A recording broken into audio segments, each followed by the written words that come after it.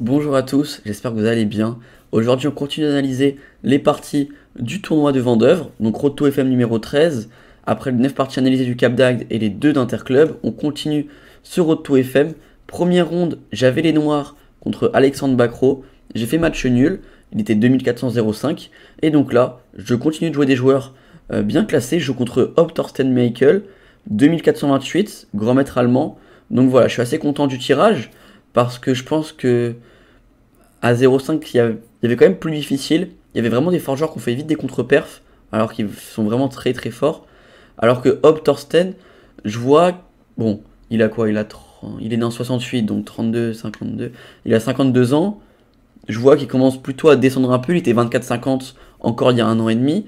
Donc en CoF10, perdre 22 Elo en un an et demi, ça commence déjà à descendre un peu. Et je vois qu'à la première ronde, il a fini au train 2100 avec les blancs. Donc ok, je me dis, sur le tirage, franchement, ça va. Il pouvait y avoir pire. Et donc on va voir si j'ai réussi à faire une perf. Et juste avant que la vidéo commence, n'hésitez pas à mettre un petit pouce bleu, vous abonner si c'est pas encore fait et un petit commentaire à la fin de la vidéo. Allez, c'est parti. Ok. Donc j'ai les blancs contre Hob Thorsten Michael. Donc comme on en a parlé lors de la dernière vidéo, pendant ma première partie, il y avait le match de l'équipe de France. Je termine, c'est la mi-temps. Et donc, il est 16h45, c'est la mi-temps. Le match reprend à 17h. La deuxième ronde, donc cette ronde-là, elle est à 18h. Ça veut dire, s'il n'y a pas de prolongation, le match se termine 5 minutes avant, c'est parfait. Donc moi, je regarde la seconde mi-temps. En même temps, je vois mon appariement. Donc en même temps, je regarde un peu sur mon tel, qu'est-ce qu'il joue, etc. Je vois qu'il joue que des sortes d'hippopotames, que ce soit des 1200 en face ou des 2800, que des hippopotames, que des systèmes avec G6, A6, tout ça. Donc je regarde vite fait un peu, voilà, vite fait, hein, je regarde le match en même temps, je suis sur mon téléphone, c'est juste superficiel, j'ai mis l'ordi, je regarde vite fait, bon, quelques petits trucs. Et là, c'est les prolongations. C'est les prolongations, donc je suis obligé d'aller jouer. Je suis obligé d'aller jouer, je regarde ma montre, je me dis, ok, à 18h35, il restera 5 minutes dans les prolongations, j'irai voir la fin du match, et s'il y a les tirs au but, je resterai. Finalement, il y a bien les tirs au but, donc je pense que ok, j'ai dû perdre un quart d'heure sur ma pendule, mais au moins on a pu en même temps jouer une belle partie, on va voir ça ensemble, et en même temps regarder le match, même si on a perdu, ça fait plaisir. Ok, du coup, je lui balance E4. Comme prévu, il me balance G6, et je lui joue D4. Donc je prends le centre, lui je sais ce qu'il va faire, il va jouer fou G7, D6, et je m'attendais pas à son quatrième coup. Donc je joue cavalier C3, je sors mes pièces derrière mes deux pions au centre, il joue D6, et donc, ok, d'habitude, honnêtement, je joue pas F4. D'habitude, je joue des trucs plus tranquilles, du style un peu comme les attaques anglaises avec fou E3, F3, dame D2, grand roc. Ou alors fou C4, cavalier E2, F3, petit roc. Et après, on va placer un fou en E3. Peut-être la dame en D2 ou en D3. Je lis les tours. Bon. Et après, c'est une partie. C'est rare que je balance un F4 très rapidement comme ça. Mais j'ai vu qu'il avait des parties là-dessus. Et qu'il était souvent embêté sur ce genre de système. Donc je me suis dit, bon, on va continuer à l'embêter alors. Je lui lance F4. Je m'étais préparé contre cavalier F6 ici. J'ai vu qu'il jouait beaucoup cavalier F6, ou d'abord C6, mais il y a cavalier F6 qui vient toujours, très rapidement. Et là, il me joue tempo A6. Et je me dis, ah, maintenant je me retrouve avec un pion à F4. Je connais pas. Bon, on va improviser. On va improviser. Il a joué A6. Bon, j'ai eu environ une demi-heure, trois quarts d'heure pour regarder un peu des parties sur internet. J'ai vu que quand notre adversaire joue A6, il faut essayer de répondre avec A4. Bon, on n'est pas obligé, hein. Certains ne jouent pas A4 et laissent B5, c'est pas dramatique. Mais si on veut vraiment prendre de l'espace, on essaie de jouer A4 et vraiment essayer de le contracter un peu. Enfin, que toutes ces pièces soient très resserrées, qu'elles aient pas beaucoup d'espace, pas beaucoup de cases. Et donc là, je me dis, ok, bon, on panique pas, il joue A6, on va jouer A4. On l'empêche de jouer B5.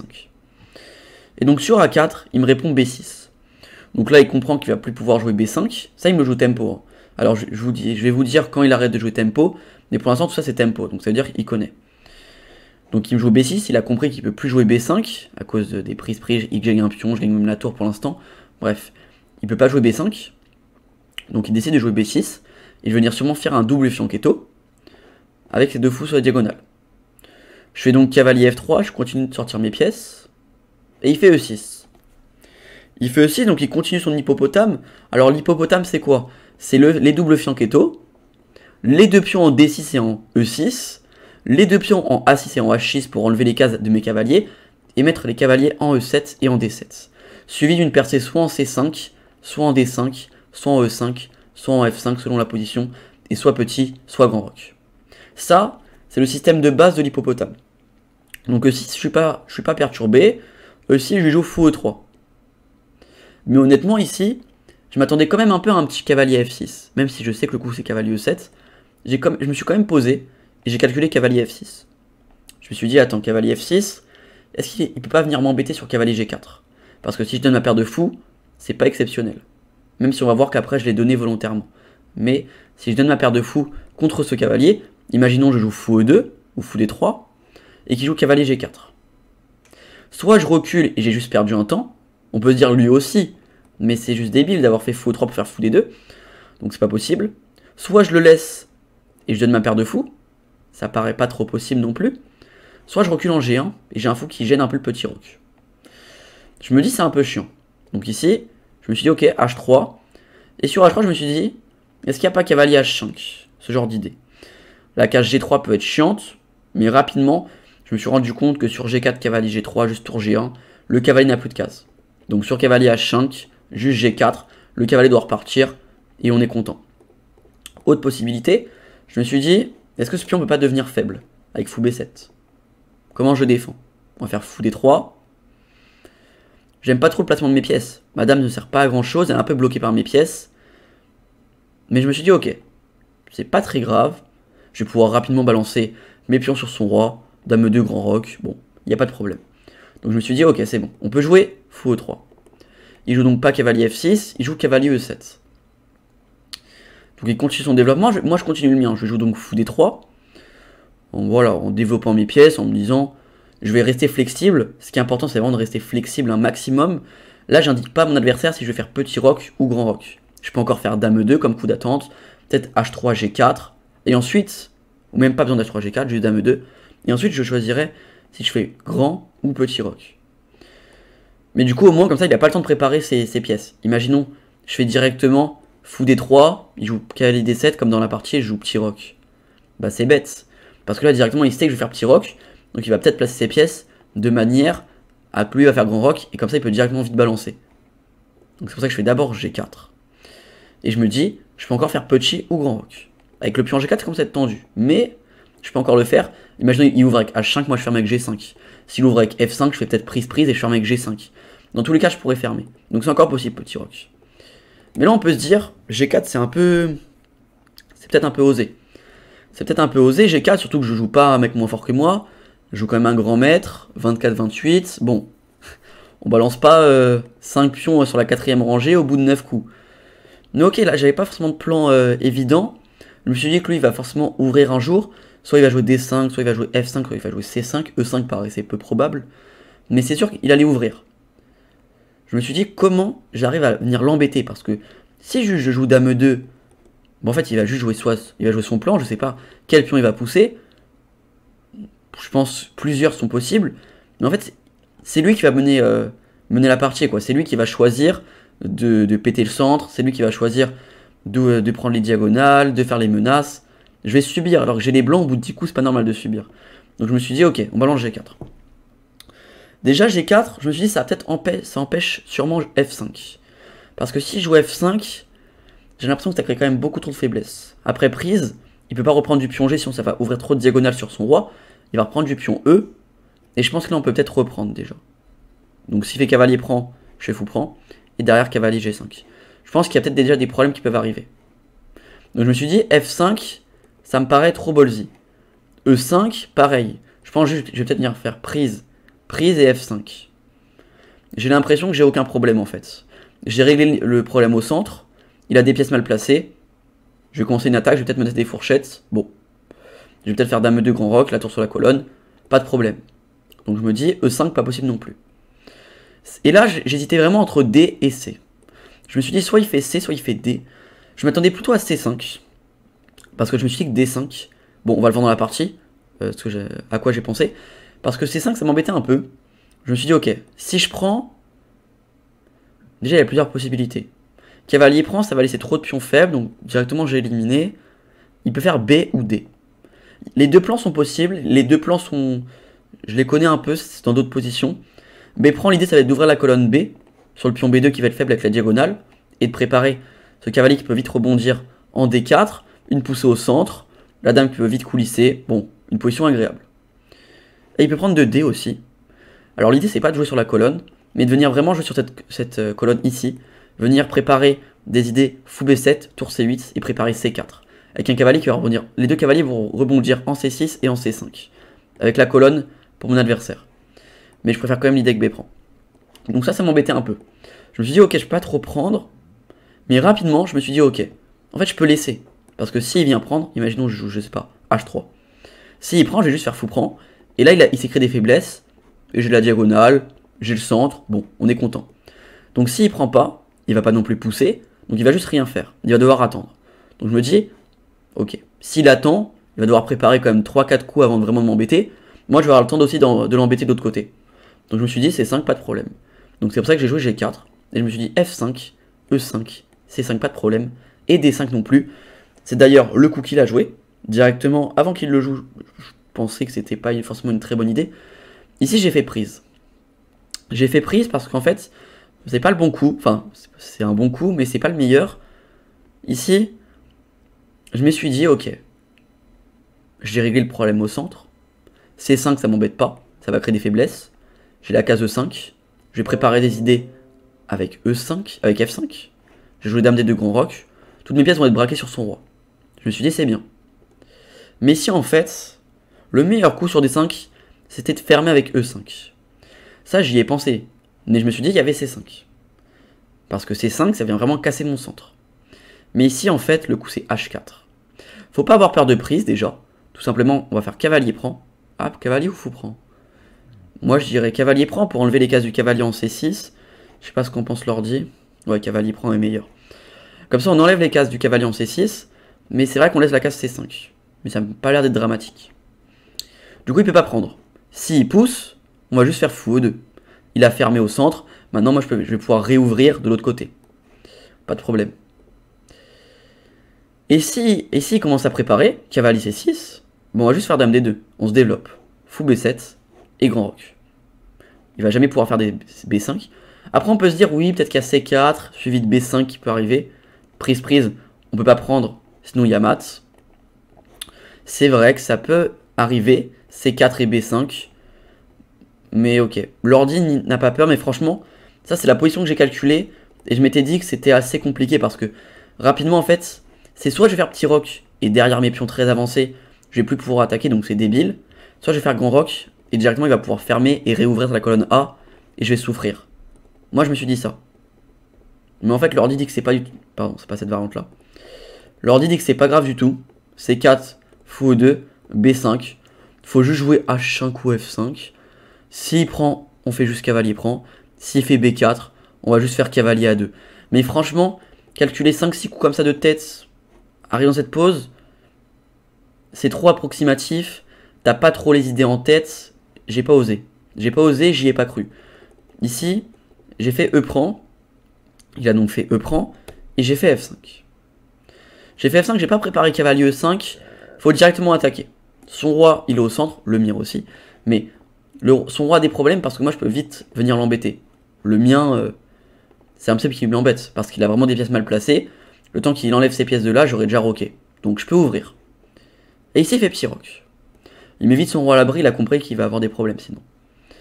Je fais donc dame D2. Moi, je comprends aussi qu'il peut vite ouvrir la position sur mon roi. Donc vite dame D2. On place la dame vers l'attaque pour mettre mon fou en H6 et préparer des poussées de pion avec H4, H5. Et en même temps, je vais préparer grand roc pour mettre mon roi à l'abri. Ici, il fait donc cavalier F6. Il fait cavalier F6. Et là, cavalier F6. Je le regarde. Et je me dis, il est pas GM, lui, c'est pas possible. Comment, à 2400, tu peux te prendre une fourchette en 2 coups? Je me pose la question quand même. Je me pose, je me dis, il y a forcément un truc. C'est moi, j'hallucine. Je rate un truc, c'est évident. Mais au bout de 5-10 minutes, je vois pas. Donc je joue G5. Je me dis, attends, s'il fait rien, je ramasse. Je me suis quand même posé des questions. Je me suis dit, ok, peut-être son plan, ça va être de bouger le cavalier quelque part, derrière ouvrir la colonne, mais ça me paraissait trop doucement en fait. Je vais pouvoir faire grand roc rapidement. S'il bouge le cavalier, j'ai fourchette. Je me suis dit, ok, peut-être qu'il va vouloir sacrifier contre 2 pions, mais je me dis, attends, mais il n'y a rien après ça. Et là, quand je fais G5, il me fait cavalier E4. J'avais calculé cavalier E4. Je me suis dit, cavalier prend, pion prend, fou prend. J'ai un pion de plus, je menace la fourchette et la tour. Je me suis arrêté là. Je me suis dit, soit il va donner une tour, soit il va donner une pièce. Donc c'est bon, pas besoin de calculer, c'est fini, je vais faire grand roc, c'est fini. Mais il m'a joué ça. Et là, il me joue fou prend F5 tempo. Et en fait, je sais pas s'il a fait exprès de donner. Ok. Je pense à son niveau, c'est sûr qu'il a vu la fourchette et qu'il a vu l'idée avec cavalier E4. G5, en fait, c'est même pas une bonne idée en fait, G5. C'est une imprécision, voire une erreur. Si le bon coup, c'est cavalier E5. L'idée, c'est de donner ce pion. Et de jouer grand roc. Mais franchement, c'est dur à comprendre, hein, parce que, ok, j'ouvre la colonne G, mais rapidement, il peut vite m'enlever pas mal de pieds sur l'échiquier, quoi. Donc rapidement, il va pouvoir décaler comme ça. Et l'attaque, elle est assez approximative. Hein. Donc je me suis dit qu'il n'y avait pas grand-chose. Mais cavalier E5, c'est bien une forte idée. Ici, je crois que c'est gros avantage. Hein. Ouais, c'est quasiment plus 2. Je vais pouvoir vite placer mes pièces, et il a du mal à défendre. Mais du coup, moi, j'ai fait G5. Il fait donc cavalier E4. Cavalier. Et tout ça, il me fait tempo. Il me le fait tempo, c'est un truc de malade. Donc ça veut dire qu'il l'avait vu. Ça veut dire qu'il a fait exprès de donner la qualité. Et chez fou prend A8 et il fait dame prend. On arrive dans cette pause. Et moi je suis tout content. J'ai une qualité de plus. Mais quand je commence à calculer pendant 5-10 minutes, je me dis, ah, est-ce que je suis mieux? Je suis même pas sûr d'être mieux. Ok, j'ai une qualité de plus, mais roi au centre, paire de fou, diagonale pour la dame extrêmement puissante, cavalier qui va pouvoir rebondir sur des très fortes cases, pendant que j'ai un mauvais fou qui n'a quasiment aucune case, un cavalier qui peut aller sur aucune case sans être échangé, un roi au centre, une dame mal placée, des pions faibles. Et là je me dis, oh là là là là. Déjà il menace le cavalier. Si je le bouge, je perds la tour. Faut que je le défende. Donc soit je le défends avec la dame, soit je fais petit roc, soit je fais tour F1. Tour F1, directement je me dis, je pourrais plus faire petit roc. Si je fais grand roc, il va juste complètement m'attaquer, il va tout m'attaquer en même temps. Impossible, pas de tour F1. Ensuite je me dis petit roc. Petit roc, je me dis fou E4. Si je bouge le cavalier, je vais me prendre du... Sur les diagonales, ça va être beaucoup trop faible, je vais me prendre du cavalier F5. Ça va être horrible à défendre. Dame F, donc, dame F2 pour défendre ça. Et cavalier F5. Et là, je me suis arrêté ici. Et je me suis dit... Il attaque ça, il attaque ça, il attaque ça. Il y a trop de faiblesse, paire de fou, cavalier, dame, actif. Tout est actif. Il va placer sa tour en D8 sûrement. Mais si en fait, je peux juste faire C3. En fait, on a l'impression que je suis pas bien. Je souffre, ok. Mais en fait, il a plus grand chose. Et là, c'est léger avantage pour moi. Avec un ordi. Mais humainement, c'est encore dur. C'est encore dur parce que vraiment, mauvais fou, déclouage de partout, des pièces mal placées, mauvaise structure de pion, roi faible. Pendant que lui, tout va bien. Bonne structure, roi à l'abri, paire de fou, cavalier très bien placé, dame sur une diagonale, tour qui va s'activer. Tout va bien pour lui, des cases fortes. Franchement, ici, j'y croyais pas. Je me suis dit, je suis pas bien. Et je décide de faire dame F2. Je décide de faire dame F2. Et là, c'est une grosse erreur de ma part.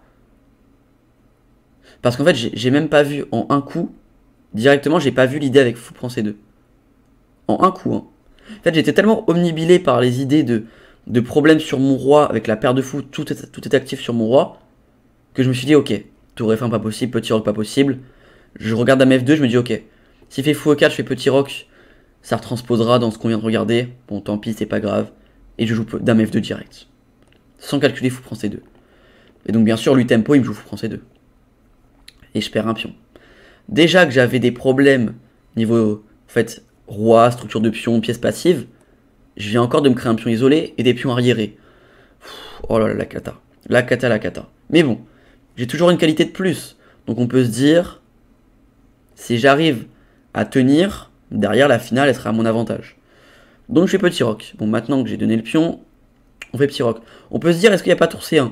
Mais directement, j'ai éliminé le coup parce qu'il y a fou E4. Si on prend ce pion, on perd le cavalier. Si on ramasse ton cavalier, on perd la tour. Donc ça, c'est pas possible. Je fais donc petit roc. Et il revient en E4. Comme prévu. Je fais donc tour A1, maintenant je place ma tour. Et il fait cavalier D5. Cavalier actif maintenant.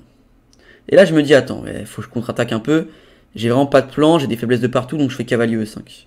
Je me dis, si il prend, bon, il laisse toutes les cases noires derrière lui, il perd sa paire de fous. Impossible qu'il va venir prendre.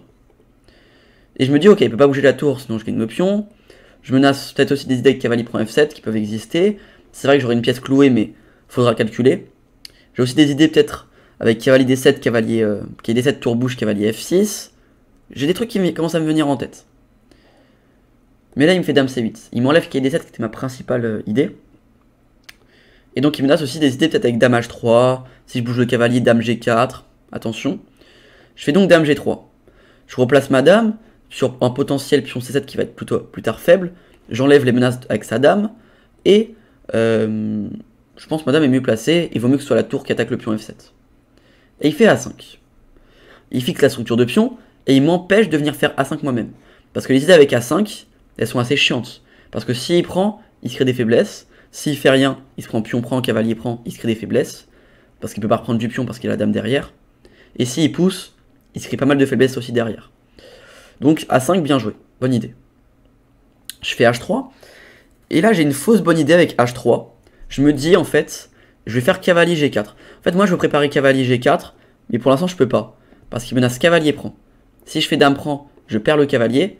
Et si je fais cavalier prend, je perds le pion D4. Pas possible, du coup. Donc je me dis, si je fais H3 d'abord, sur cavalier G4, s'il fait cavalier prend, je pourrais faire dame prend, défendre ce pion et défendre ce cavalier. Sauf qu'en fait, pour donc bien sûr venir en G4 pour rebondir en F6 ou en H6, pour venir échanger cette paire de fous. Mais en fait là, il y a fou F5 qui est chiant. Il attaque deux fois mon pion. Si je le défends avec le roi, je pense que je vais m'attirer des problèmes. Donc en fait, je suis obligé de jouer H4. Et en fait, la différence entre un pion ici et un pion ici, c'est que maintenant, je me crée des grosses faiblesses, des grosses cases faibles derrière moi. Avant, quand il y avait un pion ici, si le fou vient là, je vais réussir à le déloger, il va partir, et mon pion un jour il ira en H3. Bref, ça limite des cases. Là en H4, je peux plus contrôler ces cases là, c'est fini. Donc c'est compliqué. Mais là il me fait C5. Il me fait C5, et au début je me dis, C5 c'est une grosse erreur, parce que il va se créer pas mal de faiblesses, il est cloué, mais au bout de quelques minutes de réflexion, je me dis c'est très fort. Parce qu'en fait, dès que je bouge ce pion, je me prends fou prend, enfin cavalier prend, dame prend, dès que je bouge ce pion, et je vais me prendre des clouages. Genre si je fais prise, je me prends cavalier prend, dame prend et tour là. J'ai déjà perdu du matériel. Donc je peux pas bouger ce pion. Je peux ni prendre, je peux rien faire. Je fais donc dame F3, je vais attaquer son cavalier, mais c'est une erreur. Ici en fait, j'aurais dû faire fou F2 tranquillement. Je recule mon fou pour pouvoir préparer une prise un jour, sans qu'il y ait le clouage à la fin. Et là, il aurait pu faire F6. Ça, c'est une possible continuité de partie. Ça, cavalier prend. Tour CE1 pour replacer ma tour. Cavalier E4. Dame B3 échec. Fou E6. Et dame D3. Dame prend B6 n'est pas possible à cause de fou D5. Idée avec dame G4. Fou prend prise et dame G4 et je vais me faire mater. Et donc, je reviens en D3. Et là, j'ai toujours cette qualité en plus et je commence un peu à respirer. J'aurais dû trouver cette idée. Mais j'ai fait dame F3 en me disant que je vais l'embêter là-dessus. S'il prend, je fais dame prend et j'échange des pièces. Donc quand on a un manque d'espace, c'est bien d'échanger des pièces. Et s'il recule ou qu'il vient en B4, je suis content. Parce que maintenant, je vais pouvoir bouger mon cavalier et préparer pion prend. Sauf qu'ici, il fait dame E6. Il défend son cavalier. Je fais donc tour F1 pour venir défendre un peu tout ce qu'il y a sur cette colonne. Et il fait cavalier prend E3. Et ça, c'est peut-être une erreur de sa part. Je pense qu'il aurait dû faire prise, et pas reprendre. Cavalier B4. Prise, cavalier B4. Il menace la fourchette en D3. Je dois donc bouger une tour. Il fait quand même cavalier D3. Si je bouge cette tour, il va ramasser le pion B2, attaque le pion A4, attaque le pion E5, bref. J'ai une tour contre un cavalier, 2 pions, bientôt 3 pions, sûrement 3 pions passés qui vont arriver. C'est horrible. Donc ici, je suis obligé de sacrifier la qualité. Je rends la qualité. Et sûrement arriver dans cette pose-là. Donc ok, j'ai fou de couleur opposée, donc il y a des idées de nul, mais j'ai un pion de moins, donc c'est compliqué. Et ça, c'était le meilleur coup pour lui. Il fait cavalier prend E3, et je fais dame prend. Et là, il me laisse un peu revenir dans la partie. Donc bien sûr, on reprend pas ce pion, parce que si je reprends ce pion, il y a des idées tactiques. C'était quoi déjà? J'ai plus d'idées. C'est quoi? Attends, oui. Je suis fou. C'était quoi là-dessus? J'ai zappé. Ok, c'est tour 8. Tour 8 et mon cavalier va être attaqué 3 fois. Je peux plus le défendre, donc je dois le bouger quelque part et je perds la dame. Et si je le bouge pas, je perds une pièce. Donc pas possible de faire dame prend D4. Je fais donc dame F4. Comme ça, s'il fait tour 8, là maintenant je peux bouger mon cavalier sans être cloué. Il fait donc dame D6. Il me cloue ici maintenant. Je suis un peu cloué de partout. Sauf qu'il y a un problème. Et ça, je le vois directement et je suis content. Dès qu'il joue dame D6, je suis content. Je me dis... Ok. Faut que j'arrive à faire cavalier F3 et ramasser espion. Il fait dame D6. Je me dis, ok, il me cloue. Mais moi aussi, je le cloue du coup. Moi aussi, il y a une découverte qui peut se passer. Ma dame n'est pas protégée. Ça veut dire, si je bouge ce cavalier, faut que je protège la dame en même temps. Soit cavalier D3, soit cavalier prend G6. Cavalier prend D3, cavalier D3, ça sert à rien. Je regarde cavalier prend G6. Et je me dis, attends. S'il reprend comme il veut avec n'importe quelle pièce, je gagne une dame. S'il prend ça, j'ai juste récupéré un pion. J'aurai donc tour contre fou et pion. Et je vais pouvoir ramener ma tour. J'ai échangé plein de pièces, il y a des faiblesses de partout. Je suis très content. Dernière possibilité, dame prend. Et là, on peut s'arrêter là peut-être et se dire, ça sert à rien, t'as donné une pièce. Sauf que non. Ici, après cavalier prend G6, dame prend, il y a H5. Et ça, c'est joli comme coup. Parce qu'en fait, sa dame ne peut pas du tout bouger en défendant son fou. Elle n'a aucune case pour défendre son fou. En fait, elle peut aller nulle part. Toutes les cases sont contrôlées par mes pièces. Toutes les cases sont contrôlées par mes pièces. Sauf dame prend H5 qui est forcé. Et maintenant, je récupère le fou. Et donc, on peut se dire, attends, mais ça a servi à rien du coup. T'as juste fait un échange. Oui, j'ai fait un échange, mais j'ai simplifié la position, j'ai échangé les pièces. Et il a pris sa paire de fou. Donc, quand il y a un manque d'espace, il faut simplifier. Et en plus, j'enlève sa paire de fou. Sauf ce que j'ai raté en fait, et je pense que lui non plus ne l'avait pas vu honnêtement parce qu'il a un peu calculé. Après cavalier prend fou, dame prend H5 prise, il y a H6. Et je suis cloué moi aussi maintenant. Je peux pas bouger le pion sans je perds ma dame. Et je peux pas le défendre non plus. Je fais donc tour C6, j'active mes pièces. S'il fait dame prend, cette finale là, je suis très content bien sûr. Cette finale là, léger avantage pour moi. Je vais menacer tour B5, attaquer les deux pions. Bon, franchement ça passe. Sauf qu'ici il fait pion prend. Je fais donc tour prend B6. Pour menacer tour B5 et attaquer un peu tout en même temps. Il fait dame H4. Il m'attaque ma tour. Et il menace des idées avec D3 et fou D4 pour gagner une pièce, une tour. Je fais donc dame F2 pour enlever ces idées là et défendre la tour. Il fait dame G4 échec. Je fais dame G2. Dame F4. Tour F1, j'active mes pièces. Dame E3, dame F2. Moi bien sûr, s'il veut prendre une perpète, je la prends. Ok, j'ai une qualité de plus, mais je souffre. Et là, il faut savoir qu'on n'a plus beaucoup de temps tous les deux. On doit avoir quelques minutes tous les deux, donc ça commence vraiment à être tendu. Il joue dame E7, je joue dame G2. Dame G2, l'idée c'est de faire tour B5, attaquer ça et ça en même temps, voire tour F5 aussi. Il fait D3, il menace maintenant fou D4. Et il a un pion à 2 cases de faire dame, attention. Je fais donc tour B5, j'attaque ça, et j'enlève la menace de fou D4. Il fait dame E3 échec, je fais roi H1, et il fait fou E5. Fou E5, l'idée c'est vraiment de m'enlever un maximum de cases et de venir faire. Cette idée-là, je l'avais pas pendant la partie. J'avais pas son idée. Son idée c'était de faire roi G7 et tour H8 mat. Mon roi n'a aucune case. C'est très très fort. Et ça, j'y ai pas pensé. J'y ai jamais pensé dans cette partie. J'ai plus que quelques minutes à la pendule. Je me focalise vraiment sur les échecs qu'il peut avoir avec sa dame et son fou. Et les idées de mat avec ces deux pièces-là. Et moi, ma possible contre-attaque sur son roi. Je me focalise que là-dessus. Et je pense pas à cette idée-là. Je fais donc dame F3. Il fait dame D4. Et là, ici, le bon coup à faire, enfin, les bons coups, il y en avait deux. Ici, la position est égale. C'est de faire dame H5. Attaquer ça. Il fait dame E4 échec. Je fais roi G1. Il fait fou D4, je fais roi H2. Il fait fou E3. Et je fais tour F5. Je réactive ma tour là-dessus. Mais ça, c'est compliqué à voir, en fait. Hein, parce qu'avec 2 minutes à la pendule, tu te dis pas que tu vas laisser ton adversaire, tu vas enlever ta dame pour le laisser faire plein d'échecs. T'es dans des réseaux de maths, c'est horrible. Tu te dis pas, t'as pas le temps de calculer tout ça. Donc ça, compliqué à voir. Deuxième coup, c'était tour G1. Tour G1, pareil, tu t'enfermes ton roi, tu laisses dame H4, dame H2, des idées, après il défend tout, et après t'as un peu ton roi sans case, il va pouvoir peut-être pousser son pion, il va peut-être passer la tour pour venir me mater.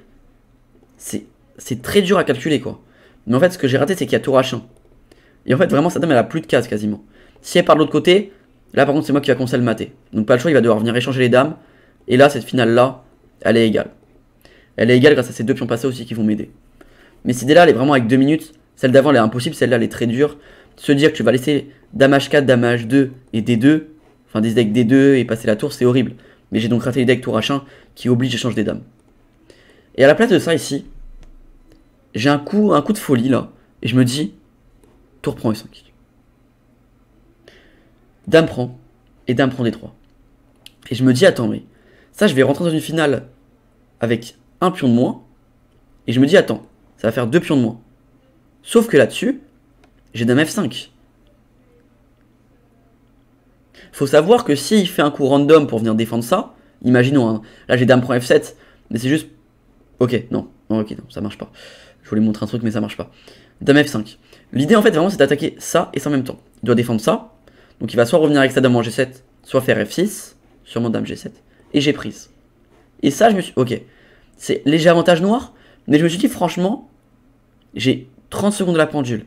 Je suis dans des réseaux de maths. J'arrive pas à avoir des trucs pour moi d'attaque. Je vais simplifier la pause. Et là, je me suis dit que ça peut aller. Franchement, je vais placer la tour en F5, je vais faire un blocus, j'ai un pion passé. Ça peut aller. Mais j'ai raté encore une fois cette idée-là. J'y ai pas pensé tout à l'heure. J'y pense donc toujours pas. L'idée avec roi G7. Et donc là, je suis perdant. Parce qu'en fait, tour H8, tour H2, c'est imparable. En fait, je peux pas défendre. Ici, j'ai fait dame F5. Je me suis pris tour H8. Si je vais en J1, je me prends ma tour 1. J'ai fait roi G2 et je me suis pris tour H2. Si je recule ici, je me prends ma tour 1. Si je fais roi là, je perds ma dame. Il y a sûrement même dame E2 et dame G2 mat. Ici, en fait, il n'y avait pas de défense. J'ai fait dame F5, mais il n'y avait pas de défense, en fait. L'ordi dit roi G1, tour H8 et dame C3. L'ordi dit de rentrer là-dedans, quoi, mais c'est complètement perdant. Ça, par contre, c'est facile à gagner pour mon adversaire. Tout simplement parce qu'ici, il a réussi à bloquer mes 2 pions. Et maintenant, il a 2 pions passés. Bref, c'est fini, ça. Complètement perdant. Et là, ouais, c'est vraiment dommage que j'ai sacrifié cette qualité. Si vraiment, l'idée avec tour G1, elle était trouvable. Et après, coulisser avec le roi en F1. Et ça, franchement, c'est vraiment une finale égale. C'est vraiment dommage d'avoir raté cette idée-là.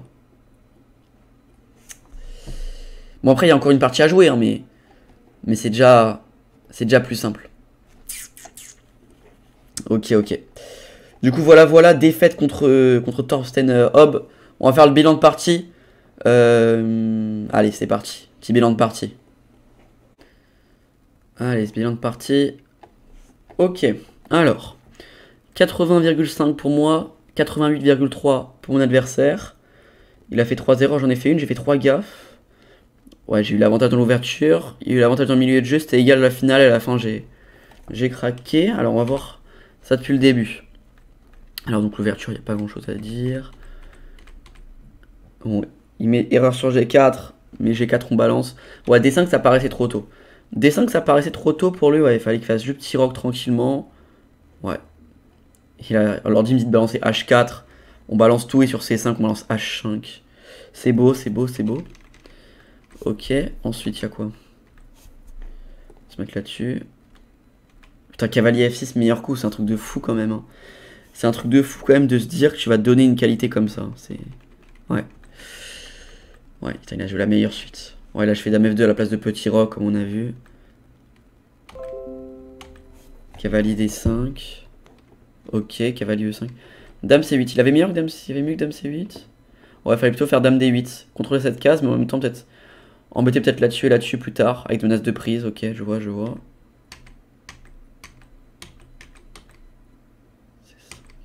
Ouais, dame F3, c'est gaffe. Fallait faire fou F2, on en a parlé. Ouais, il fallait faire fou E5, pour prendre E5, on en a parlé aussi. Ouais, là on en a parlé, qui prend G6. Là, je vois une bonne suite de coups.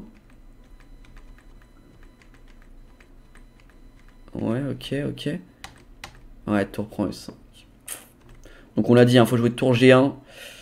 Ouais, c'est dommage, tour prend E5 et derrière. Il a très bien joué. Et ça fait défaite. Ouais, c'est dommage. C'est dommage parce que j'avais mes chances. J'ai été vraiment très bien en ouverture. Il a été très bien dans le milieu de jeu, derrière dans une finale égale. Je pense que j'aurais dû réussir à choper ce match nul. Ça aurait été bien pour pour rejouer un joueur plus fort avec les noirs derrière, sûrement un 1 sur 2, un mec avec à 23, 50, 24. C'est dommage.